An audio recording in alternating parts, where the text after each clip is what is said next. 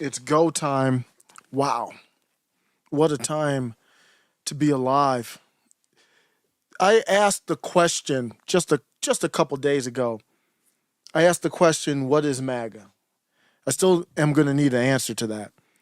But in a way, you could say, Grandpappy Don, what now that I'm past the initial shock, this isn't like my first, like if I had done this live, it would be so much different because it was shocking, man. It was crazy. Never seen anything like this. Another first. Another first. How many firsts are we going to keep on having? I guess on the downfall, you're going to have first because we've never been on this path on the downfall of our country. But Donald Trump answered the question by taking one to the dome, at least the Grays, getting up and fist pumping. What an unbelievable moment for Donald Trump and the MAGA movement. That's the story of the first story is, I know there was that one, I think it was just one person that passed. I think there's two others in critical. I think I heard one other person doing well. These are just peaceful, law-abiding, citizens. One, the firefighter, I believe it was, passed away. Sorry, that's just unspeakable. You're going to a rally to support Trump. You've got one of the best seats in the House. You're right there behind him. Jeez. So you gotta just thoughts and prayers. That's the biggest story. But then when you move on to Trump and to MAGA, I'm obviously grateful that Trump is alive. That's good. But now that you know that, the reaction getting up is just, it's one of the iconic moments instantly one of the most iconic moments in the history of our country, without a question. This dude gets up after taking a graze through the ear. That's what I think happened. Through the ear, from what I've read, and gets up, and then the Secret Service is trying to get him out of there, and he is fist pumping. And I have been very critical of Donald Trump, especially in the debate. And this doesn't change that, but it does give you some more solid perspective from the standpoint of don't try to make everything about you. And I know he doesn't mean to do that. And I said that in the debate. I think it came across that way because the crowd wasn't there. Well, the crowd was there at the rally. And in the most, that's the most dire moment you could be in. You don't know if anything else is going to ring out. You don't know what's going on. You don't know who's safe, who's not safe. The first thing, he didn't get up for himself. If there's any doubt about how in the moment, that's where you find out what somebody really is. He got up and he did the fist pump. He did the fist pump fight. That was for you. That was for me. That was for MAGA. That was for, it's really for the country, but we just know that, half the country's, just completely gone. And I'm going to get into that. There's only really two topics. I got like 4 big topics, but I don't think I'll be able to get to all 4. So I know I'm going to talk about just the greatness of the moment, and then the crowd. And then I am going to be critical. It wouldn't be alive without me being critical of this idea of unity. That I have no tolerance for it. Unity with who? For what? But I first got to talk about the iconic moment. It was so iconic.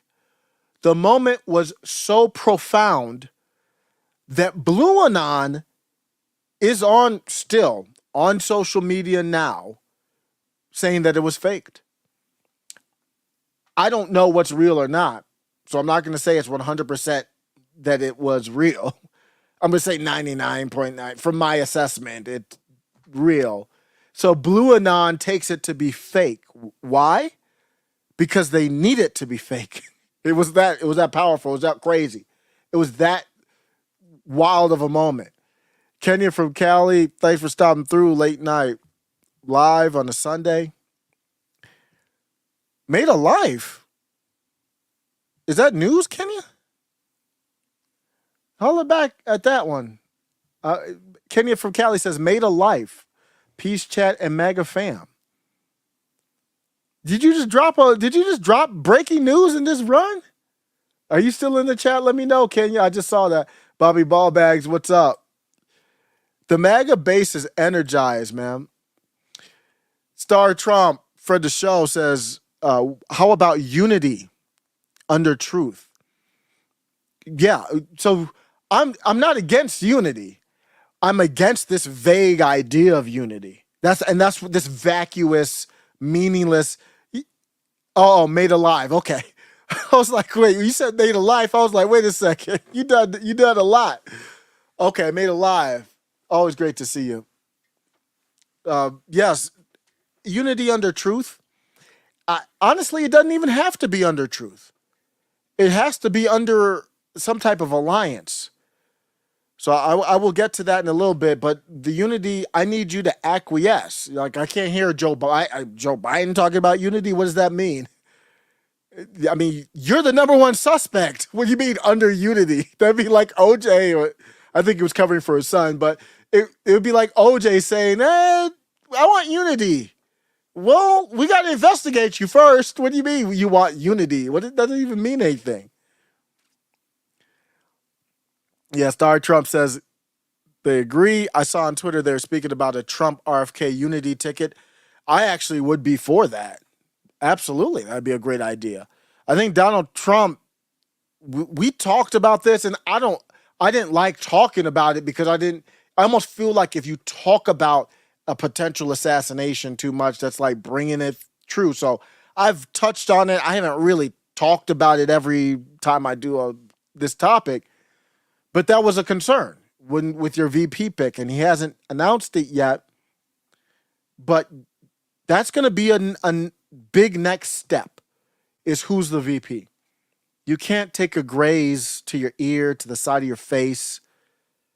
Did you see the picture with the freeze frame of the bullet, like right past his head? You can't be an inch away from life or death, literally, and then pick Marco Rubio as your VP. That just can't happen. I'm looking at the Joe Biden Kamala, and I think I might have read that wrong. I do think Jill hates Kamala, but I think they were looking at it strategically. Joe's old. We don't want young Pete Buttigieg or whoever else they would have picked, because Biden would have been up out of there. That graze to the dome would have been for a different candidate. Let's just say that. If Joe Biden had a competent VP right now. So they might have strategically picked Kamala because she appealed to the blacks, and she has no chance of the deep state wanting to replace him with her. And Trump needs that same thing, not as an incompetent person. He needs that as a too competent. He needs a Vivek. He needs so before RFK even Avicenna is Thomas Massey. Thomas Massey, I think, would be, he's the only one only Republican that even dares to go against the funny country lobby. Thomas Massey would be up there. RFKJ, I don't think they want RFKJ. Obviously not. They don't want to give him Secret Service protection. They wouldn't be mad if something grazed him either. But I don't think they'd be totally upset. He's Zio. His position on Ukraine is all within their realm. So, but yeah, that would be better. Better than Marco Rubio or Tim Scott I like Byron Donalds, but even him, it would be better than him or Vivek. But yeah, I think that I would support a RFK. Would I vote for that? No, I'm not voting for Zionists, so I'm not going to vote for that, but I would support that. JB is the number one suspect. I mean, that's obvious. I mean, why are we even playing around with this? This is not some Perry Mason, we know who. I'm not saying anything definitively, but we know that that's not even. We're not debating that, right? We know who the number one suspect is. The one who's been doing lawfare against Trump, who's denied Secret Service with RFK, that's denied. Trump wanted to allegedly, via, I forget what, I think it was Mike Davis, said Trump wanted stronger Secret Service protection, denied. This is through Joe Biden's DHS. A lot of times people forget the only thing in the Constitution is the executive branch, which is one person, which is the president. Everything else is just bloat. So the president is responsible for the Department of Homeland Security, which is a new apparatus after 9/11 anyway. It doesn't even make sense, but it's there, but it's Joe Biden's responsibility. The DOJ, they always say, well, the DOJ is doing an independent investigation. That's fine and dandy, but at the end of the day, the president's responsible for their independent investigation, because they're in the executive branch. There is no, oh, no, that's a separate branch of government. No, that's your branch. So when Biden goes after J6ers, when Biden goes after Navarro, that's Biden. That's Biden going. That's his DOJ. That's him. That's why they play those games where they're like, well, no, that's Merrick Garland. We respect the independence of the office. Okay, that's great, but that's you. That's how you operate your ship. That's fine. You're the CEO and they work under you, and you can say, I don't micromanage. I let them do. But when you go to the board and you have to answer for the budget or whatever else, they're bringing you in. It's Biden's. So you don't even need to say Biden's DOJ. It is Joe Biden. It's the executive branch. Joe Biden going after J6ers. Joe Biden go after Navarro. Go Joe Biden going after Bannon. Joe Biden doing lawfare. Joe Biden meeting with Fannie Willis.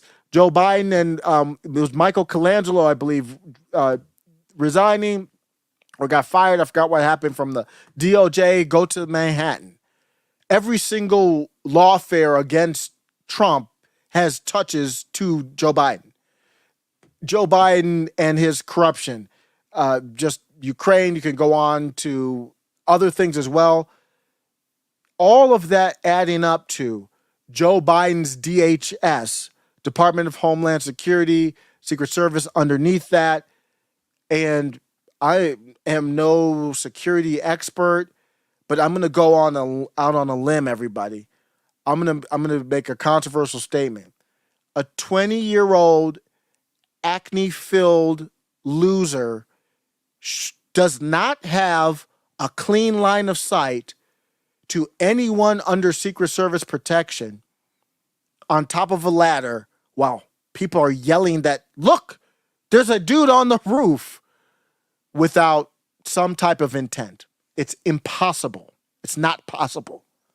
There's some type of, I don't know where it is. I don't know. I can't tell you where to finger point it, but it's not incompetence. I'll tell you that much. A 20-year-old geek who reportedly couldn't even make the firing team on his high school is all of a sudden on a roof and got no help, did it all by himself, outsmarted the entire Secret Service. But they had the B team there.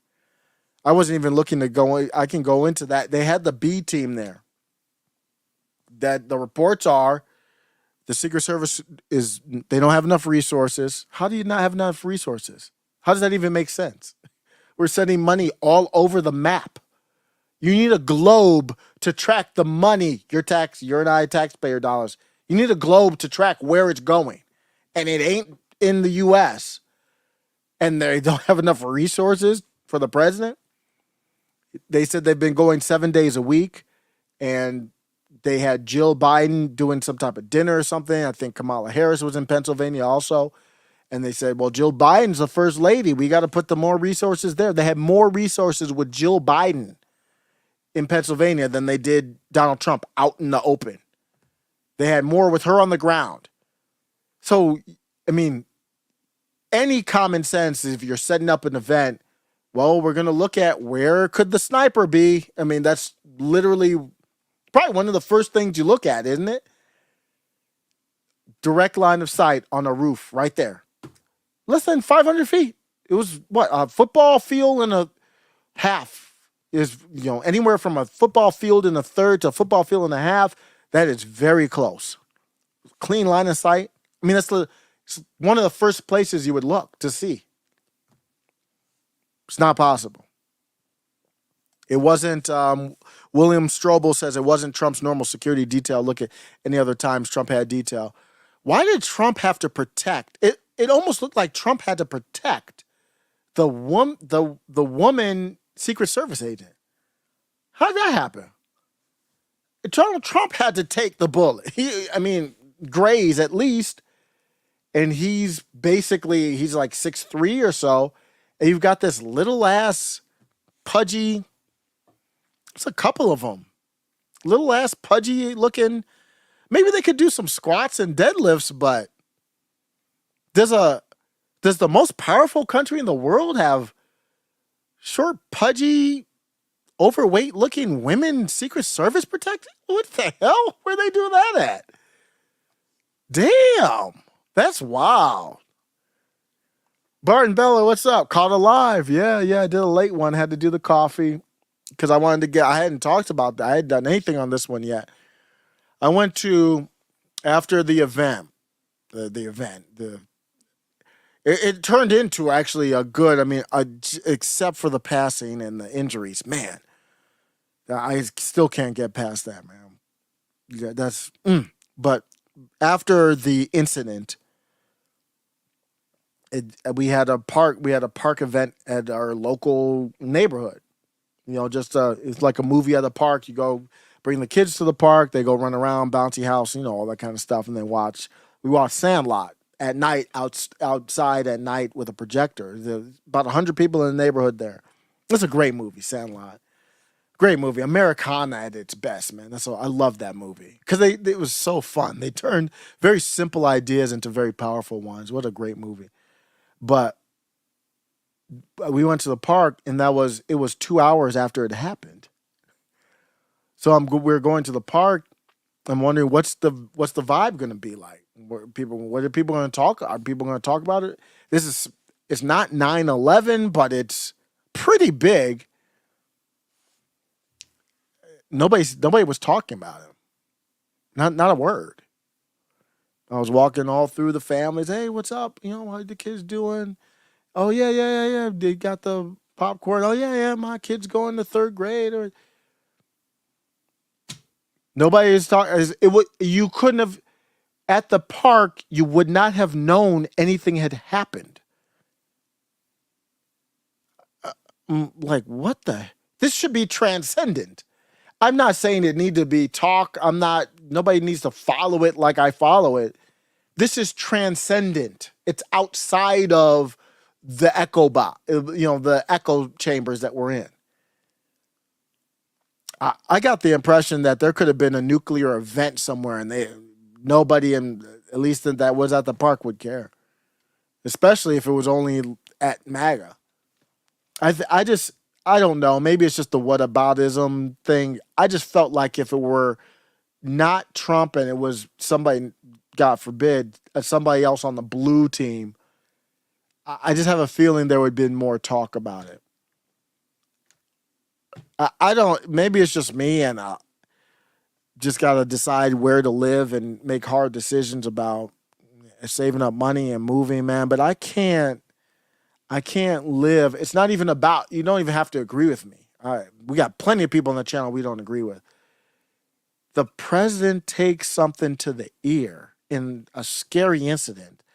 An innocent person, at that point, we weren't sure, but we knew. I mean, that's one of the first things. Everybody's like, whoa. If it didn't hit Trump, where did it go?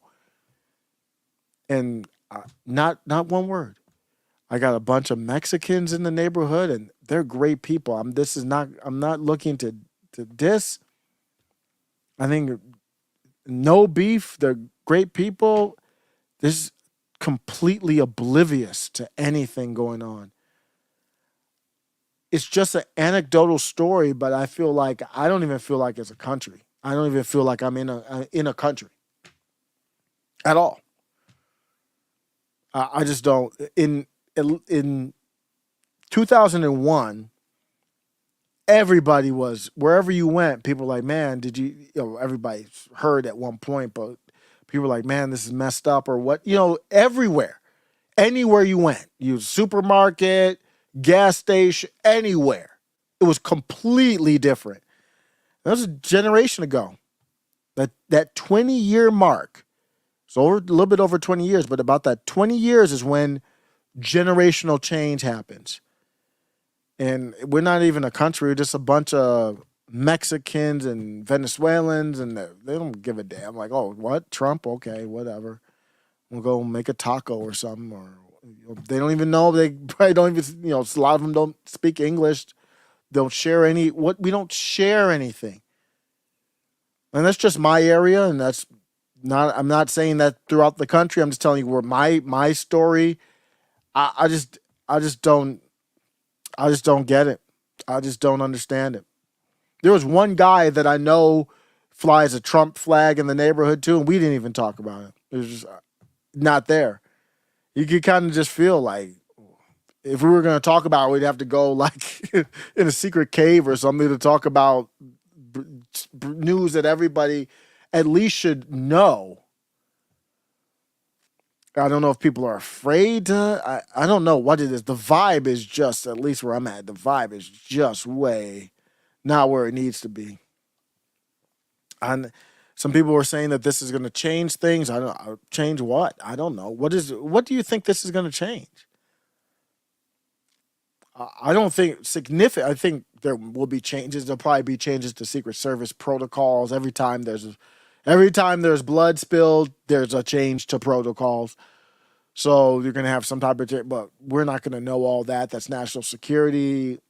What's going to change? Or are there going to be any diehard anti-Trumpers that are going to now vote for Trump? No. Are there going to be any diehard anti-Trumpers or anti-MAGA that's going to be more empathetic? No. In fact, I'm pissed off because they're trying to use Trump, the incident that happened to Trump and MAGA, as an excuse for MAGA to bend the knee. That's what unity means. So no, that's not going to happen. Will some moderates kind of go to Trump? I guess Elon Musk is a good example. He's not a Trump guy, and he's kind of rah-rah Trump for right now. Okay, I guess. There's no fundamental change to the country happening. And even though I was startled, I was not shocked by it because all of these firsts, they just keep happening. When the Mar-a-Lago raid happened, I was shocked. But then stuff kept on happening. He got arrested arraigned 4 times. Then you got the mugshot. Then you got the New York, not even just the New York fake rape trial. It's like not even just the story, the falsification of business records. That's completely bunk and made up. Then the rape you're going to change the laws in New York just so you can go after Trump on a fake rape charge for a civil? Wow. Then the Alex Jones stuff that's a part of this. And then the I forgot what the actual charge was on it for the loans, and that's just an attempt to bankrupt them. And it just keeps coming and keeps coming, and you're like, damn, this is probably the one that makes it cleaner for them. So I wasn't really shocked. I hate to say that. I was kind of stunned, but yikes. Let's see here. William Strobel says it wasn't. Oh, wait, I already got that one. 2020, oh, thanks. You're the best on YouTube, man. I appreciate you. Eric Krause says it's insane. They did everything they could for this to happen. Yeah. Hey, why are we? I think the response, Matt. Well, let me first give the credit for MAGA at the rally. So I gave Trump his credit. Trump should be on Mount Rushmore. I mean, that's how epic that moment was. I mean, just just unbelievable. You know, there's that story about Teddy Roosevelt took one to the chest. I don't know if it's true or not, and then kept on with the speech. Trump, you could tell Trump wanted to keep on going with the speech. He knew he had to go, so he just had to go. But I mean, that was a moment you didn't know if there was more or anything, and he stood up. He was like, "You missed." He was like, you missed," basically. But it wasn't even about him. He was like, "Fight, fight, fight." It was straight up for the crowd. He was like, he did an interview. Let's look at this Trump New York Post article. Actually, this just came out. I skimmed through it, and Trump did a video interview here and talked about the moment. Let's go through this. I want to go through this whole thing. This is going to be a good kind of to tie it in, and I got to remember to go back to just give Maga Maga in attendance the credit that they deserve. Man, that was wild. This is an exclusive from Michael Goodwin. This is the first interview Trump has done since the incident. Grateful, defiant Trump recounts surviving surreal assassination attempt at rally. "I'm supposed to be dead." He looked at the screen because I think they were going to show something on the screen, tilted his head, and that changed the trajectory of everything, of the country.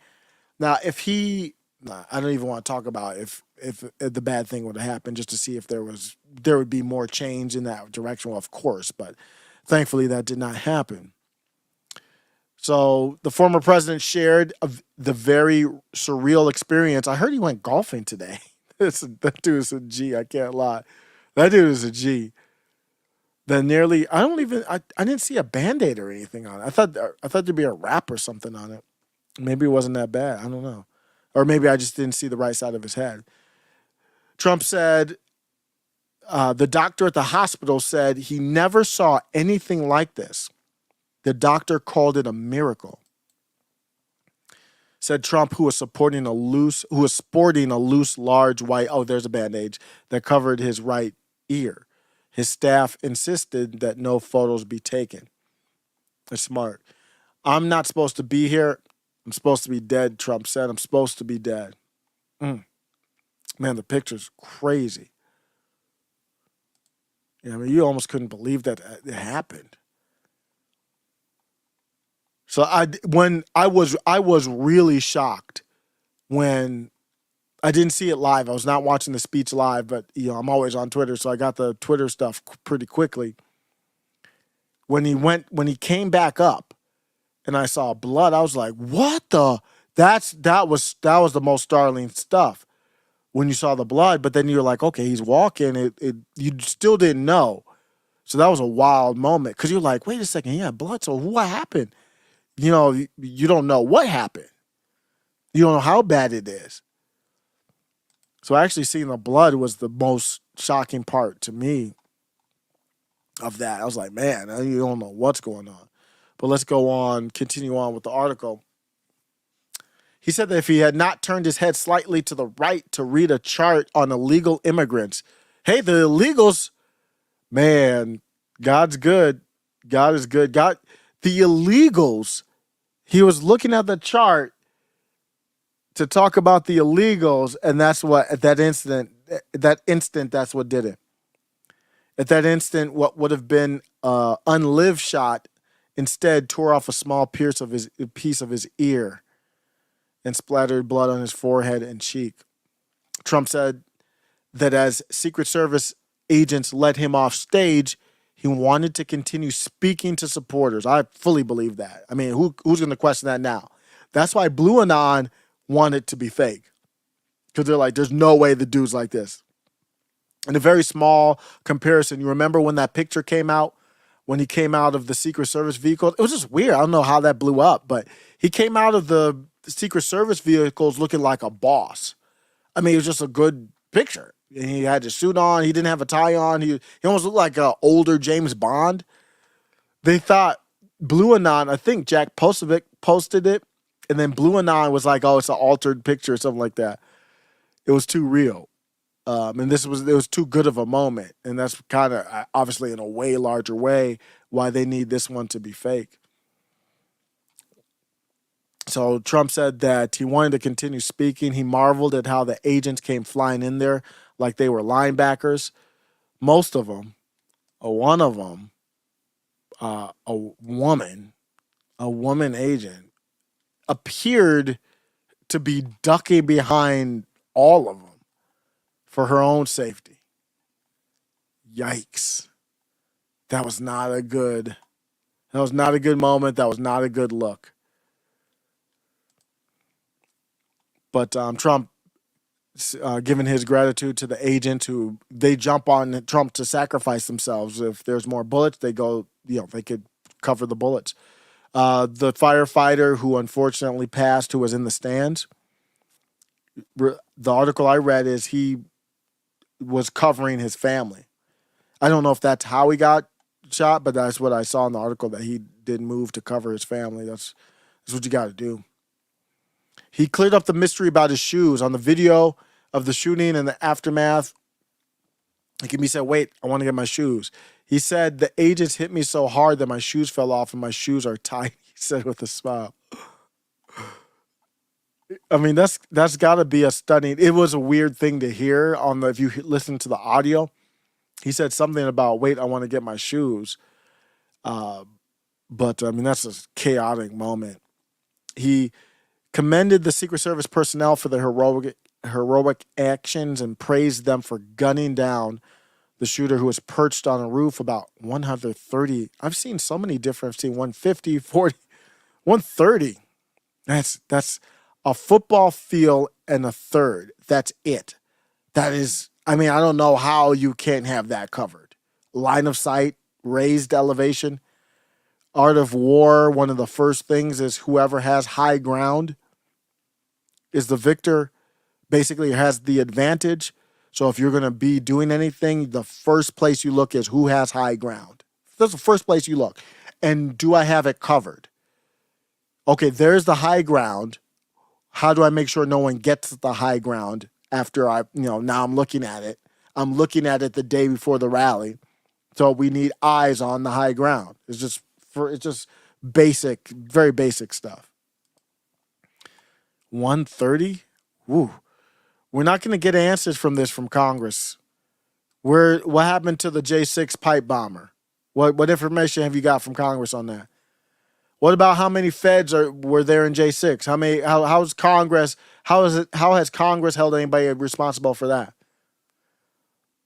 Navarro went to jail. Bannon went to jail. They went to jail over the previous Congress's J6 stuff. There's no reason for them to be in jail that Congress is now flipped over. They couldn't even keep them out of jail. You're not getting any answers from Congress. You might get some letters. You're not getting any results from Congress. It has to be states. The states have a lot of power. No one talks about it because nobody wants the states to start rising up. Then that's a check and balance in the system that you can't easily undo. And what do I mean by that?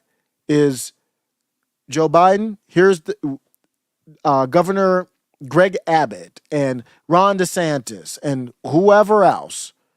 We've gotten together and we have a coalition. And we're not asking you anything. We're telling you this. You will let Donald Trump choose the special investigator and you will unclassify everything. If you don't do that, by tomorrow, we're leaving the union and we're negotiating the exit plan. That's it. It doesn't need to be a long letter. It's very short. Those are the demands. It's not a negotiation. Either you meet them by this deadline, that's the ultimatum, or we're out. It's that simple. But if you go, for me, I'm in Colorado, so I'm worthless. My state's completely worthless.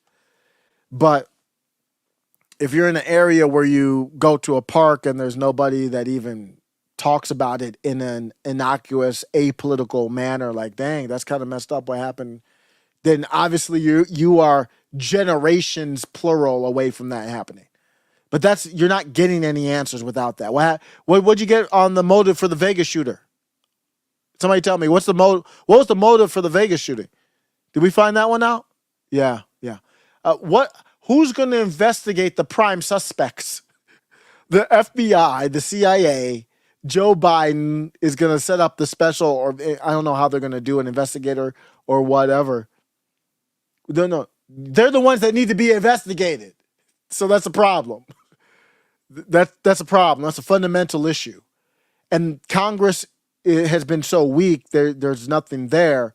So the only thing left is for the states. And if we don't get that, then just don't even worry about it. You're not gonna get any. All they have to do is hide behind national security. We got the close-ups there. Man, that's crazy. That is insane. They took out the perpetrator with one between the eyes. I'm paraphrasing, the former president said. They did a fantastic job. Trump addressed the incredible photo of him raising his fist and saying, "Fight." What a moment. Saying fight 3 times as the agents try to get him off stage into an armored SUV.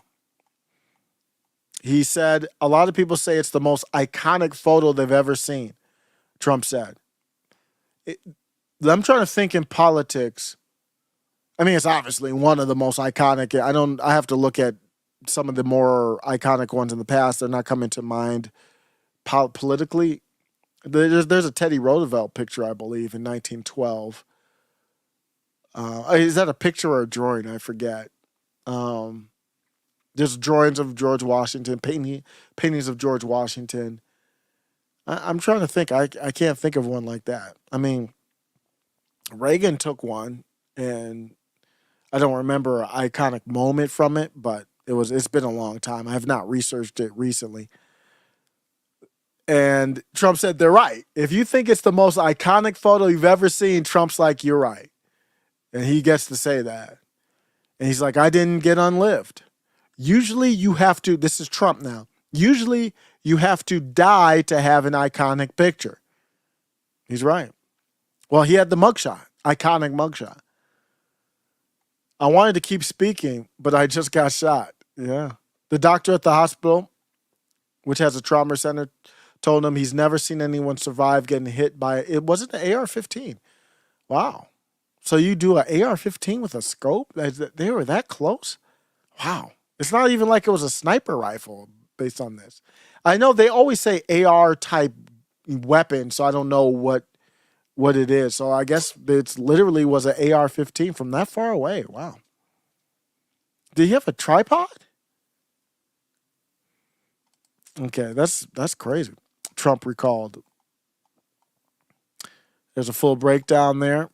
By luck or by God, many people are saying it's by God I'm still here, he said. One man at the rally was unlived, as we talked about. 2 were wounded.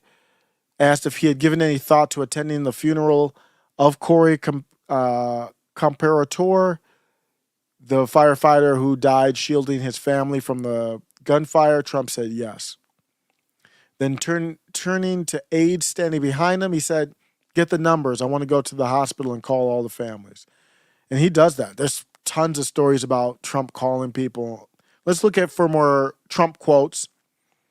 Trump praised the crowd. Let's stop to praise the crowd. This is a good transition into that. He thinks it was about 55,000 people for remaining calm. They were not just calm. It would be better. But Trump said a lot of places, especially soccer games, you hear a single shot, everybody runs. Yeah, I didn't even think about that part. Nobody was like running, so there wasn't like a stampede of people or anything like that. Here there were many shots and they stayed, and most people just got down. He added, "I love them. They are such great people." When he says that, he has a lot of backing there. And let's talk about the Trump Maga crowd for a second. That's some courage, man. That crowd. Wow. So they chant USA. So Trump gets back up. Still, you don't know what's going on. You don't know who's coming through. You've got, was it National Guard? You got guys in camo on the stage. And the crowd is standing after it, chanting USA. After Trump gets up and fight. And then you could see the people in the front, they almost wanted to jump to protect Trump themselves. Which is smart. They didn't because, Secret Service doesn't know who's with what or what's going on. But you could tell they were concerned about Trump. What a moment for the And it's never been a doubt. There's never been a doubt of the type of people in the MAGA movement. I still have a doubt about what it is. I guess Trump said what it is taking a bullet to the side of the head and getting up and yelling, fight. I guess if you just want to make that's that's the grit of MAGA. Yeah, I got that. Well, I learned that recently, but, after the incident. But really, there does, even more importantly now, there needs to be a definition of what MAGA is. I've said my definition many times, but I think for me, MAGA has nothing to do with Trump. The definition, what is Make America Great Again? To me, MAGA is a movement, defined by the pursuit of redistributing power to as many Americans as possible. So I said redistributing power from power structures to as many people as possible. That's what it means to me. That's the definition to me. That's the philosophy of it. If you don't have a philosophy, then you have good people, you have grit, but you don't have a movement because you don't have direction. Because you can't tell what fits in your philosophy. And that's what I need in the RNC, even more importantly now. Peace is a part of it too. So I think peace should be a part of it. I didn't put it in my definition, so I have to think about that. But I can see calling for peace. But the news is that Trump is going to go calling for unity. And I believe it's in the article. I think he talked about unity later on. Yeah, because I want to try to unite the country. And that sounds good, but I'm actually going to disagree with this comment. He said the new speech is in the works. He said the old speech, he was like, this was basically paraphrasing. He was like, this is a banger. It was a banger. But after the incident, I got a new speech because I want to try, quote, I want to try to unite our country. But I don't know if that's possible. People are very divided. And I actually don't think we're divided enough. If you hear somebody calling for this vague concept of unity, they are an enemy, not an ally. They're not. Notice the people calling for unity aren't calling for honesty. They aren't calling for transparency. They aren't calling for charges to be dropped against the Michigan 16 or whoever has charges against them still. I haven't kept up with everything. Georgia 19. They're not calling for charges to be dropped. What does unity mean? It means bend the knee. It means Trump has Nikki Haley now speaking at the RNC. Why is Nikki Haley speaking all of a sudden at the last minute? That's the unity that you're looking for? I have no problem working with Nikki Haley. You're not going to have, and you shouldn't have, all MAGA in D.C. because everybody in the country doesn't agree with that. So I have no problem working with people who are not MAGA, who are corporate, this or that. But you can't unify with somebody who Nikki Haley, I don't know if she was rooting. What was Nikki Haley rooting for? Trump to survive or not? How do you know? She's a ruthless politician. She would be one of the prime people to step up. Trump has not announced the VP pick yet. Even with the VP pick, you could still trump that because Nikki, I think she recently did let her delegates go, but if something happened, they could go back to Nikki. I think she has the most delegates. I don't know what she was rooting for. So, okay, you want to have unity? What are you giving up? What are you going to acquiesce on? So, no, I'm not for that. This is beyond policy differences. I'm not talking about that. I'm talking about fundamentally, who can you share a society with? And if you are a part of the enemy, then I don't want unity. Who do you want unity? Do you want unity with this person? I'm going to give you an example of a person, and I want you to tell me if you want unity with them or not. So then obviously, if the answer is no, then what that means is we don't need unity. We need something different. Just got the news, and that shit has me, woo. I am not sorry. I'm sorry that I'm not sorry. Just the ear, though? Wish you had better aim. I just got the news, and that shit has me. Woo. Yeah, is that the person you want to? Who do you want to unite with? Is this a person you want to unite with? It's all over X. I mean, there's tons of them. This is from TikTok, but they're all over the He place. shot at Trump at a rally like a couple of minutes ago, and it grazed him by the ear. There was some bleeding. And whoever did that, like, if you're gonna, like,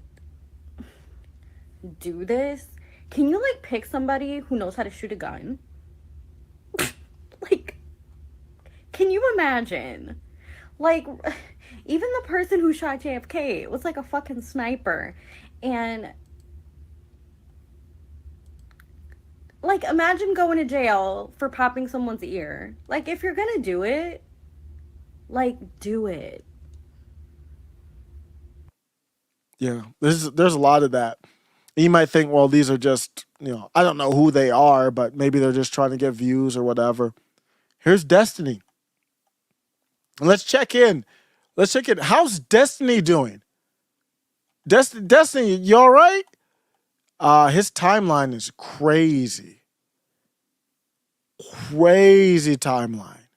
I don't even know if I can read some of his stuff. I mean, it's that crazy. So Destiny's not aiming high. So we talked about the spectator, the person in the stands who got unlived basically from Stray or the shots. Destiny says, if you don't know, Destiny he's a very smart streamer, kind of like a debate bro. Actually, to be honest with you, he's not that much different than a Tim Pool. He's just not philosophy wise, but just he's a debate bro. Tim Pool's a debate bro. He can speak fast. Tim Pool can speak pretty fast. Recall through the out of this world. Recall a lot of facts, almost like a instant Wikipedia. Tim Pool's like that. But Destiny's more of a corporate bootlicker. But he's the best at making the corporate bootlicking argument. One of the best at it. But he's a streamer. He streams all day. He makes boring things interesting. He's very entertaining. But he's off the rails now. It's sad. He had some personal stuff. I don't want to bring that up right now. I'm not in the mood. But he had some personal stuff go on in his life. And then on top of that, right around October 7th, I don't know what the timing is, Daily Wire started working with him. He did Candace's show. That didn't go well, but then he did Peterson, and then he did the Ben Shapiro. And you couldn't tell much difference between him and Peterson or Shapiro. Candace Owens, though, they had a difference. It's interesting, isn't it? So he's fallen off the tracks. He actually was cool with Nick Fuentes for quite a bit. It was a few months. It was 6 months? Or a year? I don't know. I forget how long it was, but they had great lives. Oh, man. I'm going to go back through, try to find it. Can you believe that? And Destiny fans were kind of liking Knicks fans, and Knicks fans were kind of liking Destiny. It was that cool. I don't even know what really happened, how they fell out, but he's in a different place now. Here's a quote from Destiny. He says, "Remember, when you make a man your king, you're telling society there's only one way to hold him accountable." He is talking about what you think he is. He's justifying it. Conservatives have no one to blame but themselves for that. Can he be impeached and convicted in the Senate? No. He's out of office. Well, that's not true. I know, but I don't want to get sidetracked. Can his criminal friends be held accountable? No. He pardoned every single one of them. I'm talking about Roger Stone, Steve Bannon. Can he be kicked off the ballot for violating constitutional requirements for being president? No, the Supreme Court decided they didn't like that rule anymore. Can he be criminally charged? No, he has absolute immunity. What do you expect? He's justifying this thing. Man, he's in some this believe it or not, this does hit home for me when I see streamers like that I look up to Destiny, man. I straight up. I've said that before on the channel. He's in a different place now, but the dude does lives after lives, and he has a good setup, and he pulls in the videos and the clips, and he just, I mean, if you got time to kill, you can put in the Destiny video and kill an hour, no time, easy. Good discussion, good interviews, and basically he just calls his friends up on the phone a lot, and then that's the. I mean, I say he's working a lot, but it does count as working to me. But he's really just calling people up and having conversations, and this dude will do all of that while playing StarCraft. I'm like, how does his brain work? It's kind of like playing the piano. It's very difficult, but he's a big video game player. But when they like Nick Rekieta. Even Tim Pool's had his moments. He grinds a lot too. He's had some really, just here and there. Mostly he's good. But he's had some really bad moments, but nothing like this. Destiny is just completely nutso crazy. Phil Labonte kind of put together the greatest hits. So people are asking him like, wait, what? Are you condoning violence? And Destiny's replying, well, what happened to 1776? So people were saying, we need 1776 during J6. What? It just, I don't know. There's a picture of the leftovers, the blood after the incident on the bleachers. And Destiny replies, all I see is Biden up +1 in Pennsylvania. He's basically saying that because he's making a joke because a person got eliminated. I'm not gonna. I mean, that's just touching that. Just a touch of where he was. I'm just bringing that up to show. I mean, at least one intelligent person on the bootlicking side is just completely off the rails. Just completely off the rails. It's sad. Fuck it. Fuck the dude, the firefighter guy. Fuck Trump. Fuck the people that support him. I just want you to know, okay? Just in case you're confused or it seems like I'm, whatever. If one of you were in the crowd and you're a conservative fan of mine and you end up, getting blown away or whatever the fuck, I'm making fun of you the next day on Twitter. I am. 100%. Fuck it. Fuck the dude, the firefighter guy. Fuck Trump. So what we have to recognize is Tim Pool was right. Anybody who doubted Tim Pool about his discussion of civil war, I want peace. I am not calling for that. I'm calling for peaceful negotiation to separate, just to make sure YouTube has that. I'm talking about the discussion for educational purposes. Tim Pool talks about civil war a lot. And I just bring him up because he's kind of become the face of it. People criticize him for it. What does that sound like to you? It's not, I mean, what is it going to look like? It's not going to look like it did in 1860. I mean, a lot of it does, but it's not going to be exactly the same. And what else do you need to see that we're in the middle of a civil war? So I say the number one thing is find a peaceful way out. You're not going to do anything any other path. If you don't start with peace, you're not going to get anywhere. But that's where we're at. Oh, I appreciate you, man. I would never say that, but the content's higher than Destiny. Destiny's content is through the roof, man. He's good. He's really good. He's not authentic though, because the problem is when your ideology is to support the regime, then you end up sounding like this, because your ideology is to support the regime. We know all fingers point to Biden, whoever's behind Biden, the same cabal from the Time article. They're the ones, CIA, FBI, they're the ones who are the number one suspect here. So instead of talking about people with power, he talks about a fireman who was peaceful, upstanding citizen. uh, didn't do anything to anybody. He talks about him and then takes it to anybody who's watching his live like that in the same way. When your ideology is to support the regime, when your ideology is to pull the fire alarm like Jamal Bowman, this is what it sounds like. Fuck it. Fuck the dude, the firefighter guy. Fuck Trump. Fuck the people that support him. I just want you to know, okay? Just in case you're confused or it seems like I'm, you don't, whatever. If one of you were in the crowd and you're a conservative fan of mine and you end up, getting blown away or whatever the fuck, I'm making fun of you the next day on Twitter. I am 100%. So there's a lot of things going on there, but part of it is, I think that truly is his ideology. But then the other part is, ever since that Amazing Negro movie or whatever, that I never even watched it, but the Fantastic Legion of Amazing Negroes, whatever the hell that movie was. What the hell are we doing? What timeline are we in? They had a movie called like The Amazing Negroes or something like that. I can't believe this.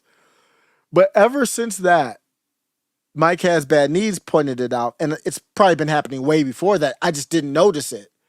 That's the moment you could go back to that live and see. And when Mike had the comment, I was like, whoa, yeah, you're right. When you trigger the right, for the lack of a better term, the right is running it online. The Groypers annihilated. They got another body. They annihilated Brianna Wu. She's acting all crazy because the Groypers annihilated her. Jordan Peterson, Michaela Peterson, name them. Taking out the Daily Wire, taking out Destiny, talking about like in an informational way. They're just an example of the whole right. It doesn't matter. Even Ashley St. Clair, who's not really right, but she's kind of warmed up to the right. She's big. The right is controlling just online. I don't even think it's just Twitter.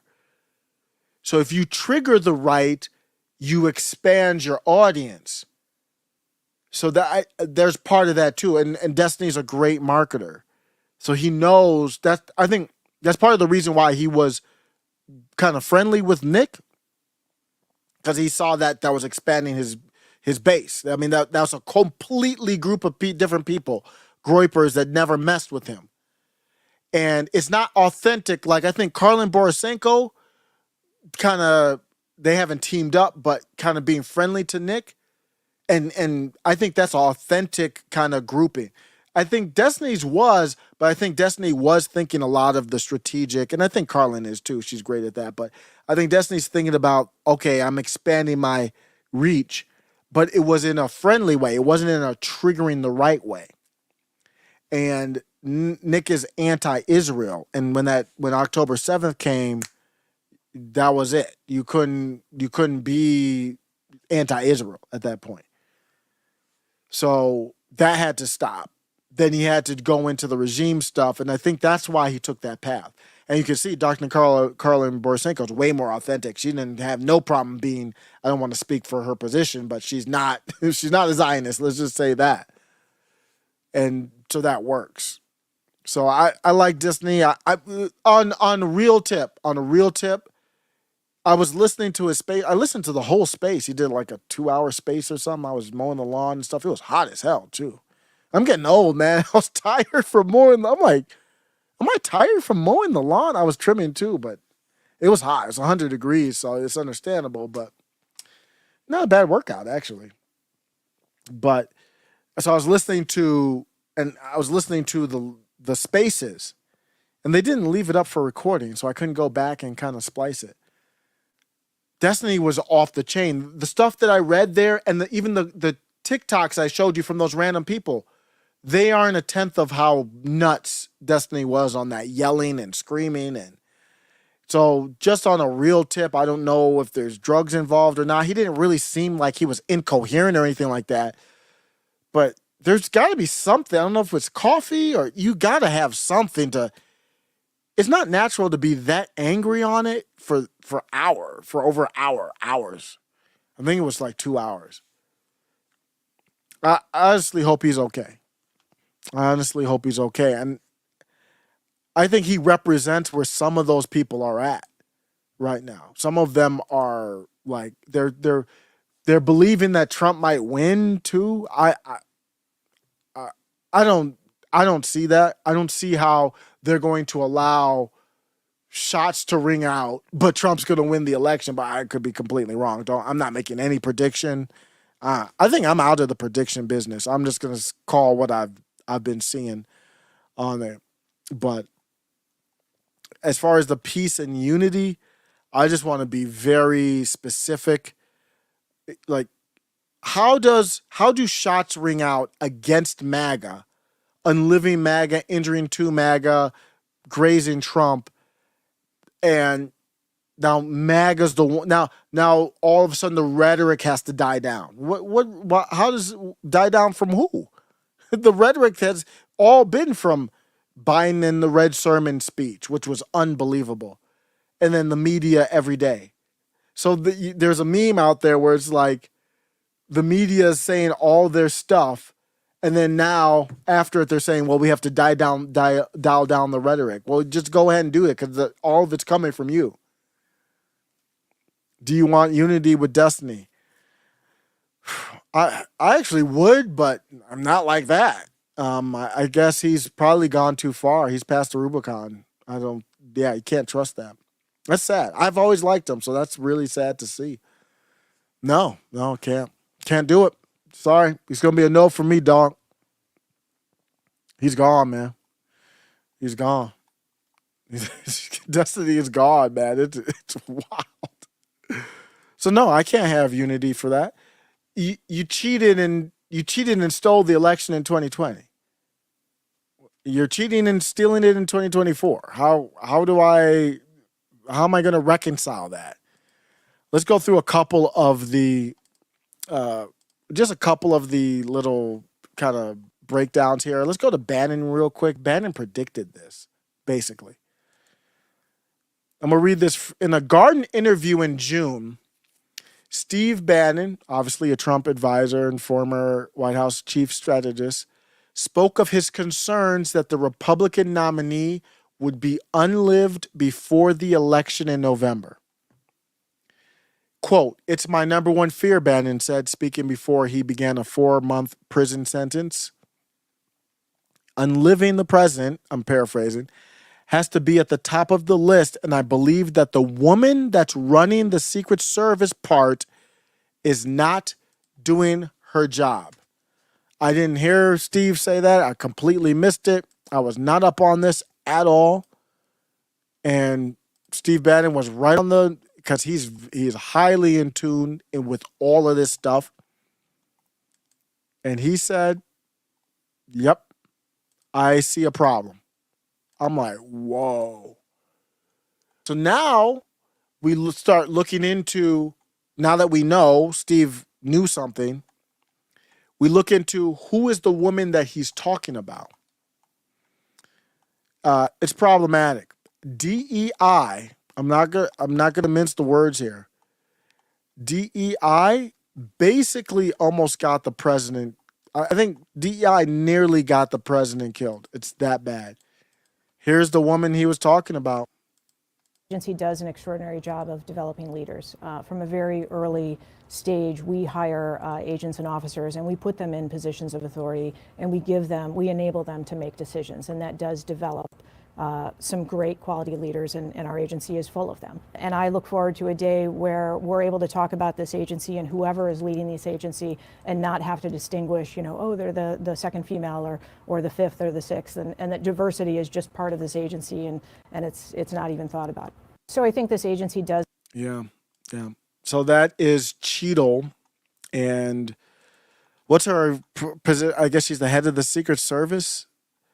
So let me look up to make sure I get the exact title for Cheadle. It's Kimberly Cheadle. Kimberly Cheadle is the director of the United States Secret Service, and she's there talking about diversity. Here's a clip from an article here. I believe this is New York Times. It says, in an effort to diversify the agency, Cheadle aims to have 30% female recruits by 2030. So we're not looking to get the best people to protect former presidents, vice presidents, at least for 6 months, at least, and because a VP only gets Secret Service, I believe it's for 6 months, unless there's some special extension. President, obviously, most important people. Part of that effort has included allowing YouTube influencer Michelle Carr to train with agents. I don't know how to pronounce that last name there. I'm very conscious as I sit in this chair now of making sure that we need to attract diverse candidates to ensure that we are developing and giving opportunities to everybody in our workforce, particularly women. If you owned a bar or a club that was popping off, would you be saying, well, the bouncers I want to hire, I want to make sure by 2030, I'll know the security for our club is where it needs to be if 30% of our bouncers are women? You wouldn't do that for a bar down the street. I'm not a big club person. Somebody tell me if you've been into clubs and all that. I've been to a couple, but I've never seen a female bouncer. So maybe there are some out there. It's always been big dudes. Barton Bella says Dusty is a cuck. Quite literally. I mean, it's not even an insult. I didn't want to get into his personal stuff, man, because I honestly wish him the best, man. Something's really off. I don't know what it is. Somebody said he might be going through the anger stages of grief, which it could be. You know, you streaming and you let out those emotions, and it's not really about the topic, or that's not really you, but you're letting out emotions on something else. It could be. But he is, if you know the personal stuff, he literally is a cuck. Eric Krause says, yeah, it makes sense. Need more women to protect the president. Effing crazy. So we had women Secret Service agents out there, and it almost felt like Trump had to protect one of them. They were so short. I mean, Trump's like 6'3". He's taller than even a lot of the male agents. And in that moment, the height mattered. Now, there was one agent that was wider, so I think that would work. But they had problems, man. The woman, if you look at the film and play it back, there was some women that had some problems out there. Like they didn't do too well. So let's take a look at this from Libs of TikTok. So they're breaking down just some of the Secret Service stuff here. So the female agent couldn't holster her gun. It's kind of hard to see on here, but there's a video, it's a short video, where she was just nervous. Just make it big screen. She was just, it's a tough situation, so she's nervous. She couldn't even holster her gun. Take a look at what happened. Take a look at what happened. I don't want to relive that whole thing, but is this the one? No, you can't see it from this angle. But there was a woman that was hiding behind everybody else. So this is what everybody's looking at, this woman here, and she's a Secret Service agent. I mean, if a woman can do the job, then I'm absolutely fine with it. But what was that? 0.1% of women maybe that some type of Amazon type of woman or something like that? I don't know. But that doesn't look like it. I'm guessing she could probably squat a lot. I mean, she's got a lot of girth down there, but I don't know, man. I just don't know. It's hard for me to believe that that's the best we can do to find for our president. People are still going in on Destiny, man. That's wild. So I'm gonna do some follow-up, probably more targeted. There's so much, man. Let me look at my notes on this thing, man. This is so much here. Though I have a whole playlist getting ready to go. The media discussions of it. Yeah, I got like different clips and notes here. Let's look at this real quick. This is something I want to do. Look at this. Media headlines. Jennifer got them on X Before they all get scrubbed, I'll put them together. Secret Service rushes Trump off stage after he falls at rally. That's a real headline. There's a real headline right here. Secret Service rushes Trump off stage after he falls at rally. What the hell? Who wrote that? They might have changed them. They write these headlines and then change them. Trump escorted away after loud noises. You mean the gunshots? They were going to that loud noises multiple times. Loud noises. He's got blood in his face from a loud noise, everybody. Secret Service there. This one says Secret Service rushes Trump off stage after popping noises heard. Yeah. After he falls at rally. Secret Service rushes. He fell. That's Fox. That's a Fox, local Fox outlet. Trump has been escorted off the stage by Secret Service during a rally after loud noises. So it's almost like the call went out or something. Wow. Everybody's using loud noises. Wouldn't you have like different, I don't know. Somebody did a meme, said JFK falls really, really hard at rally in Dallas. That's actually the reason why they don't have the, they don't obviously ride in open air vehicles like that, like a convertible. Let's go to Nick Fuentes. Let's play a clip from Nick Fuentes. Get some energy from other people in here. See what other people are talking. This is a short clip from Nick Fuentes. Project 2025 has everything to do with what took place today. It has everything to do with it. Because let's bring that back. Disavowing Project 2025 has everything to do with what took place today. It has everything to do with it. Because the people in Project 2025 wouldn't have let him get killed today. They wouldn't have let the Secret Service allow that to happen. Because the people at Project 2025, and this isn't like an advertisement for them, but I'm using them as an example.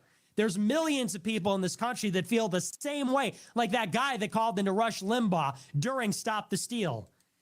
There's 1 million people in this country that would die for Trump. There's 1 million people in this country that would take a bullet for him. There's 1 million people that would have guaranteed no one could ever do that to him. Mm-hmm. And it's not Chris LaCivita, and it's not Susie Wiles, and it's not Fat Boy J.D. Vance, who voted for Evan McMullen, or any of these other Jews that just want to get him in so he could bulldoze the West Bank for Netanyahu and keep that fucking rat in power. Anyway, so this stuff really matters. And I said it. So what Nick's talking about here is, who is Trump surrounding himself with? I did a whole thing on Susie Wiles a while back. She's a DeSantis type supporter, and that's fine, but she's not a Trump person. And I say Trump should have a Nick Fuentes with him. He should have Laura Loomer with him. All of them. Now, he rocks with the Dilly meme team. He needs to have Brendan. You can't have the whole team, but you have Brendan Dilly is the general. He should, and Brendan and Nick don't. Well, I don't think Nick really has beef with Brendan. Brendan doesn't like Nick, I think, from what I've seen. But even if they don't like each other, those are the people Bannon. You need to have those, Peter Navarro. It's got to be pure. And after this incident, Trump's got to keep his inner circle pure, man. It just can't be these people anymore. And I don't know if he's going to make those changes because these people are dangerous, man. We don't know who might be involved with all this stuff going on. On Thursday, or was it Wednesday? In my show, when I covered the second disavowal of Project 2025, and I'll reiterate it tonight, if you take nothing else away from this show, politics is not about the what. It's not about the how. It's not about the why or the when. It's about who. Politics is about who. Personnel. Because when you're up against the entire world, and it's about Lebanon and Ukraine and trillions of dollars, and it's about the fate of nations and billions of people, and everybody wants to shoot you in the fucking face, it matters who's next to you at your rally. It matters who they are and what their loyalty is and whether they love America first. Because if they loved America first, they wouldn't have let that happen. And it's got nothing to do with the white paper. It's got nothing to do with the campaign website. It's got nothing to do with the polling, the what, why, when, how. Today it mattered who. And thank God that God himself intervened and made him turn his head so his brain didn't get splattered all over the bleachers, because nobody else was watching out. Yeah. Man, Nick is, you know how I feel about Nick. That's that dude. Listen to this. Hey, you guys. Guess whose fault it is? It's your fault. Also, George, we have to point out, no matter who the shooter, what the shooter's motives were, no matter who the shooter is, you are going to hear conspiracy theories going forward. No question about that. But as you point out, those statements from J.D. Vance and Vivek Ramaswamy, of course, President Trump and his supporters have contributed to this violent rhetoric as well. Well, absolutely, George. We were just looking back this morning at some of the things that former President Trump has said. He warned last March of potential death and destruction if he were charged by the Manhattan District Attorney. Our country is being destroyed as they tell us to be peaceful. Trump in January warned of bedlam in the country if the criminal charges against him succeeded. And of course, in March, he said, now, if I don't get elected, it's going to be a bloodbath for the whole. That's going to be the least of it. It's going to be a bloodbath for the country. That will be the least of it. She's going with the bloodbath hoax still after the incident. He said he was partly joking and that was taken out of context. But those are indeed his words. And you have heard it from supporters as well. Do you think that she knows and is just evil? Or is ignorant and evil? I honestly don't know. And supporters are certainly in some parts angry. And let's remember January 6th. In so many ways for the campaign, January 6th will probably be in the background after yesterday's event. This is a very difficult time for this campaign. I'm sure this week in Milwaukee that President Trump will highlight this, and President Biden is going to have to figure out how to go forward with this campaign and what exactly they say. Martha Raddatz, thanks very much. Let's bring it. That's crazy. Well, I'll be in touch with more videos and more content, and I'm going to leave it on Maga, man. Maga is one hell of a group of people. I've always said God-fearing people. We talked with Ray Studios. He's been to a couple rallies, and just, the people he talked about it, loved it. And I think the energy, the kind of the resilient kind of attitude of we're not backing down, that's gonna take some good momentum into the RNC. I think it's got to go into a more targeted approach. So hopefully it's not just momentum just to go out and vote. Like that's not productive. What are you voting for? What is your philosophy when you have to debate the TikTok bill, the TikTok ban bill, or forced divestiture of TikTok? If you have to look at that bill and you're like, I don't know what it is, what's your philosophy? That's what's needed. When you look at Nick and his movement, it's much more clear. It's just really simple. The philosophy is America first. So I call myself America first. I'm a little bit more nuanced than that, but you got a simple philosophy, America first over anything. So you look at the TikTok bill, what's the America first perspective on it? And that's what MAGA needs. And I think part of the problem with it is it's hard to be America first when you're worried about another country. But however you want to phrase it, that's what you got to figure what that is. A country, B. Tudaro says our country is doomed. I actually, man, just Trump getting up is a really optimistic white pill, though. So what do I think about it? my first thought is the country should be doomed, but not in a bad way. So when they're yelling 1776, I actually don't think they're yelling it or chanting it in the right way. If you're chanting 1776, it should be done in a we're taking control back way. And I don't think they're chanting. Maybe that's what they mean by it, but I don't think they mean it in the same way I do. In an ultimatum way, like a Declaration of Independence way. That's what, like, we're declaring independence. So I would rather that be the chant than 1776, so we get more specific. And my point is, how is that doomed? That's how America got started. So you could say the experiment from, colonizing and coming over from Great Britain, you could say, well, that country's doomed. Well, it's not really doomed. It's just going to be a separation. So I don't know. I have to think through that. I'm actually optimistic with Trump getting up. The part that gets me like, oh, is this unity stuff. There's this article, just to get into unity stuff a little bit more, because there was a article that just highlighted it where he was talking about it. I'm not going to do the whole, I just want to get some notes from it. Yeah, it's where he was talking about, I'm going to bring in Nikki Haley to speak. This is from the Washington Examiner. It might have just been referencing the Post article. I wasn't sure about that. They didn't quote the Post article, so I don't know where they got their information from. They didn't reference the New York Post in here. But he's talking about if he speaks in Milwaukee of uniting the country, he wants to echo President Ronald Reagan. That's not a quote, but that's who's saying that?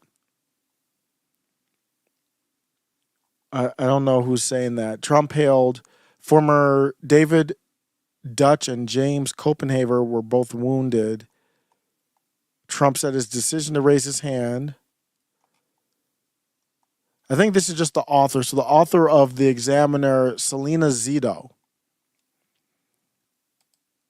So Selena Zito said, if he speaks in Milwaukee of uniting the country, it would echo President Ronald Reagan. And that's not, I almost want a more strategic. Did you guys follow what happened with the French? I didn't talk about them. Where Marine Le Pen and the National Rally Party, they got played in a very similar way that the Mises Caucus got played. It was pretty much the same type of thing. In the Mises Caucus, I believe it was Mike Termont, is that the VP? And Chase Oliver, they formed a coalition.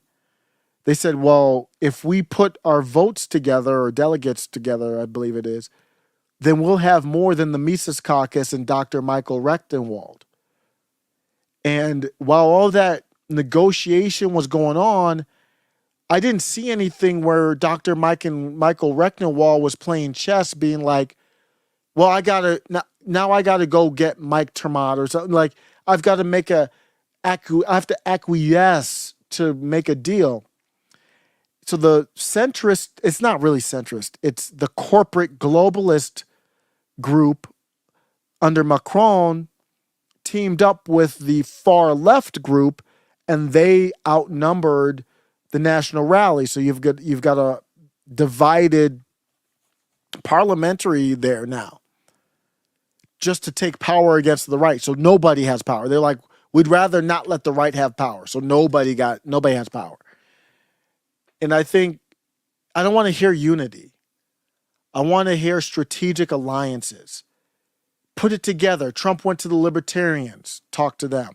Trump went to, Philly, went to these different parts of the country. And I think Trump can say, well, I've got Lindsey Graham's cool with me. I know you guys don't like Lindsey Graham, but this is a strategic partner. Look what happened in France. Let's make strategic partnerships where we can, even with the squad if we need to, whoever it is. Obviously they wouldn't, but maybe there's a new squad. Maybe they all get booted out of there or whatever. Let's make strategic where we get something, they get something, and we don't get pushed out. I think that's a unity. That's not unity, but that's the message that would resonate to me. I don't want to hear Trump get up there and start talking about unity. Just this vacuous idea of unity. That's not directional, that's not targeted, that's not strategic.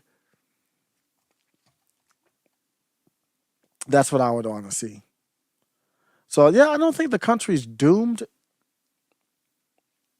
I don't think the country's doomed. Now, if the worst case scenario had happened, I don't know. I don't even know what would have happened. I really don't know. That would have been a whole different situation. We were an inch away from that happening. But I appreciate y'all. I'm gonna be out and I'll be in touch with more videos. But Donald Trump, MAGA, standing strong in the face of just one of the scariest moments you could possibly see. I'll leave you out with Carrie Lake. We're all doing our part. God gave us gifts. God gave us gifts. Even if you go, wait, what's my gift? Your gift might just be getting involved, talking to your neighbors, making sure they're registered to vote. Your gift is so huge with your powerful voice and reaching people. I'm using the gifts God gave me, and this is our moment. God put us here for a reason, and I believe that reason is to save this country. That's why we were born at this moment in history, and I'm not going to let that opportunity to save this great nation fall away. I'm going to make sure that I do everything I can, and that means getting involved, waking up every day and say, God, I'm yours. Put me to work.